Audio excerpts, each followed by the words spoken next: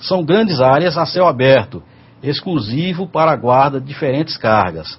Os pátios também são providos de equipamentos de guindar de acordo com sua necessidade. Ou seja, nós falamos de armazém, que são grandes áreas cobertas, né, para a guarda de determinados tipos de carga. E os pátios também são imensos, só que existe essa diferença. Eles não são cobertos, né, são a céu aberto. Geralmente servem de guardas de cargas que possuem algum tipo de embalagem, né? Ou seja, por exemplo, óleo líquido, que está sendo aqui, não sei se dá para vocês perceberem, mas aqui são tonéis, né? São óleos e são tonéis. Esses tonéis são chamados de embalagens, ou seja, a própria embalagem oferece condições de guarda da carga, né?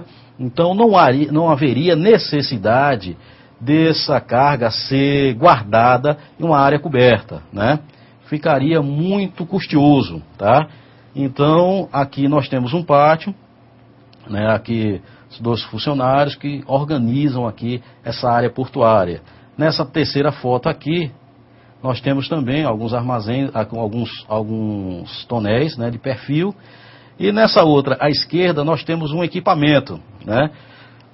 Nos pátios, nós temos maiores equipamentos, né, que são, na realidade, são cargas maiores, né, como contêineres, como paletes, diversos tipos de carga geral, que necessitam de equipamentos maiores, né.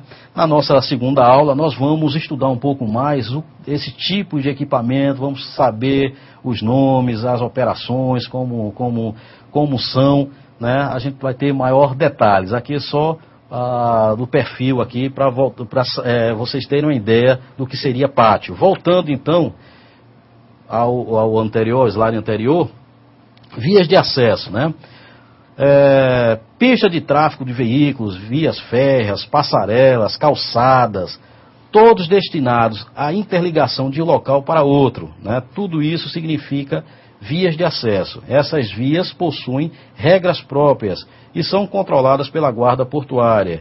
E é de fundamental importância a sua conservação, sinalização e iluminação, a fim de se evitar acidentes locais, sendo de responsabilidade da administração portuária. Ou seja, toda via de acesso que encontra-se na área primária é de responsabilidade da autoridade portuária, ou seja, da administração portuária. Assim como nós temos as rodovias, as ferrovias, né, que nós transitamos normais, existe dentro da área portuária essas vias de acesso de trânsito que são controladas por eles mesmos, né? Então, semáforos, sinais de velocidade, né, placas de indicações, tudo aí de responsabilidades. Aí você, Davi, há necessidade disso tudo? Ah, sim, porque a área portuária são imensas áreas, né? Para que vocês tenham uma ideia, o Porto de Recife, que é um porto considerado pequeno, ele possui 6 quilômetros, né, de área de extensão. Como, por exemplo, o Porto de Santos, ele possui quase 30 quilômetros de extensão. Imagina as quantidades de vias de acesso, né, que há internamente no Porto de Santos, né? Então, voltando aqui para os slides, nós temos algumas figuras, né, algumas fotos que mostram aqui placas, né, via de acesso para cais. Aqui nós temos aqui a rede ferroviária. Aqui, por exemplo, essa foto aqui, essa última à esquerda, é uma foto de Santos, né, do Porto de Santos, uma pequena parte aí da sua via férrea, né? E aqui nessa outra foto também dentro de um veículo que mostra um pouco aí a transitória, né, ida e vinda de veículos. Seguindo, já falamos aqui dos pátios, vamos falar um pouco da bacia de evolução, que também está considerada dentro, é uma área primária considerada, que está dentro dos limites de um porto, né? Então, o que seria a bacia de evolução? Ao navio atracar, chegar, né, ele não vai de imediato. Não, o pessoal aqui pode até seguir aqui a nossa setinha, né? Então, isso aqui, esse espaço aqui, é chamado de... passou o nome agora, mas daqui a pouco eu lembro a vocês. né? Essa aqui é a bacia de entrada, né? Logicamente tem um outro nome, daqui a pouco eu me lembro, né? Onde o navio começa a entrar dentro da área aqui primária. Bom, quando o navio chega, ele tem que receber a ordem de atracação, né? Então o navio fica aqui ancorado ou custeado, né? Aqui fora dos limites, né? Que nós temos aqui até 5.000 metros de extensão, que é considerado aí limites da área portuária, né? Então o navio fica aqui atracado à espera de sua autorização. Após a chegada da autorização, uma empresa privativa, né, que não são trabalhadores, como já falei, vão com seus rebocadores, né, conduzir esse navio para a área interna, né?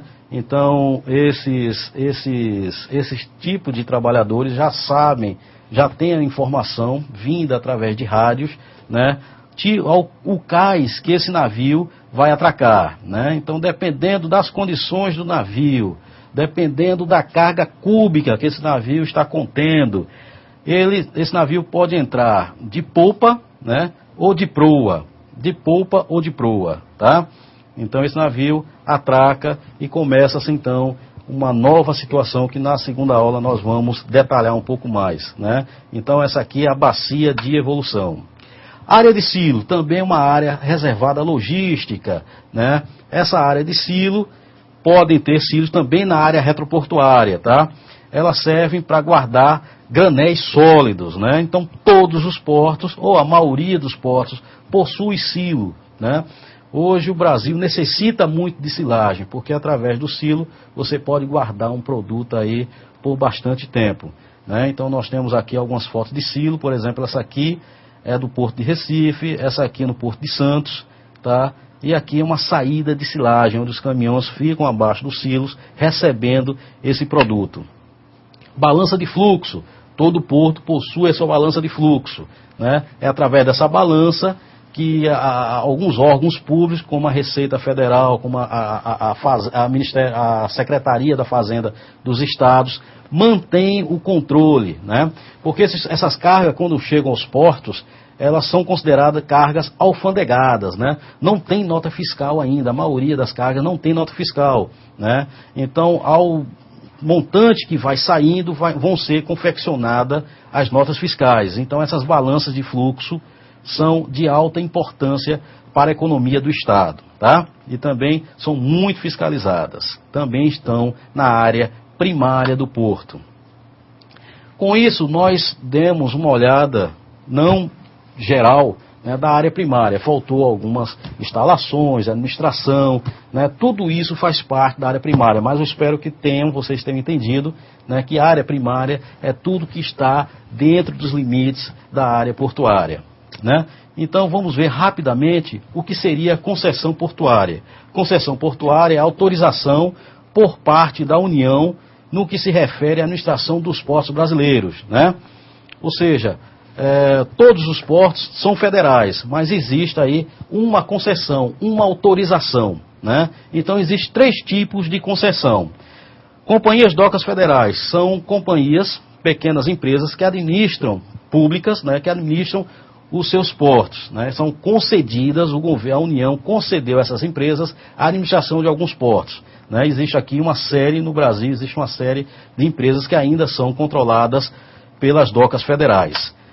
As concessões estaduais, ou seja, os portos que são administrados pelo Estado, né? Ou seja, vocês se lembram que a gente no início falou do monopólio, né? Que só um diretor tomava conta de tudo, administrava e decidia o que queria, né? Isso acabou, né? Ou os portos estão concessionados a uma empresa pública, como as docas, ou aos estados, né? Por exemplo, o Porto do Recife, Porto de Suape, são administrados pelo governo de estado daqui de Pernambuco.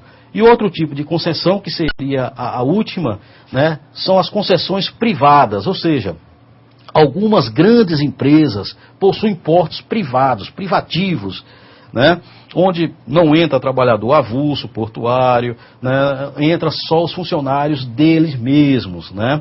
Essas grandes empresas, como por exemplo a Vale do Rio Doce, possui, né, um porto exclusivo para celulose, né, transporte de celulose. né?